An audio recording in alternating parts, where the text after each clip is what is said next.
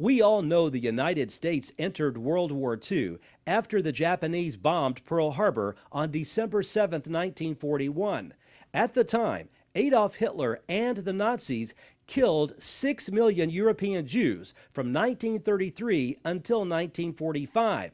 However, American soldiers were able to rescue some of those Jewish prisoners from concentration camps. Recently, I met one of those American heroes. Westside Elementary teachers recently welcomed a very special visitor to their school. Jimmy Gentry was a 19-year-old American soldier from Franklin, Tennessee, when he and other Americans helped rescue Jewish prisoners in European concentration camps. At the time, he was helping shape history. He just didn't know it then.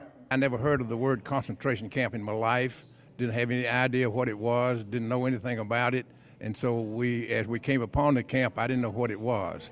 And even after we had liberated, I still didn't know what we had done. Several days later, somebody said, well, you liberated a concentration camp. And I said, that's a concentration camp. So now I know what a concentration camp is. So I had no idea. We were not warned or had any idea what we were doing. Well, when we first saw it, we just saw these walls, a big wall that covered acres and acres and acres of land. We just thought it was some sort of camp. We didn't know what kind of camp. And then when we started in, the railroad track entering the camp, and there were boxcars on the railroad track, and we didn't know why they were there. We go in and find out there were thousands of dead bodies in those boxcars, and you could see the arms and legs no bigger than a broomstick, and starved to death. And those that were not starved, they had shot them. We didn't know it at the time. We still didn't know who we were seeing. I had to ask one of my fellow squad members, who are these people? And he said, they're Jews. Before the Germans surrendered in 1945, they were responsible for the deaths of 6 million Jews. The Nazis put their prisoners in concentration camps and virtually starved them to death. Eventually, they killed the Jewish prisoners and cremated their bodies at different concentration camps across Europe. Decades later, Gentry says he met one of the prisoners he helped liberate.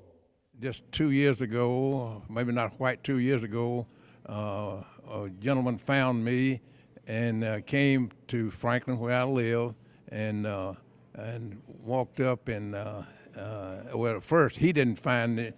His daughter did, and she's the one that found me and knew that her daddy had been in that camp.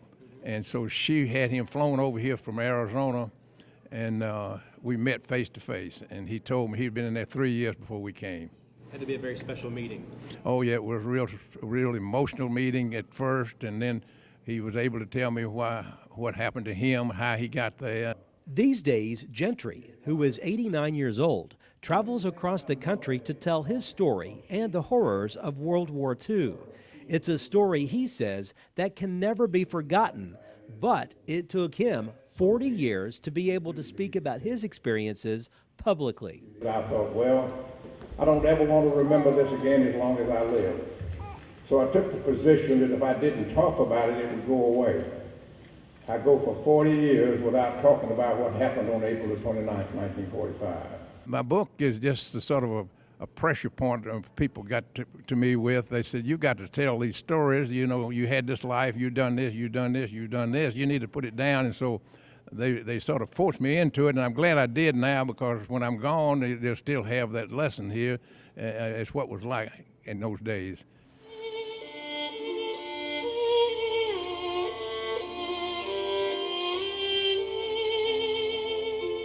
What life was like then for many people in the world was sad, especially for European Jews.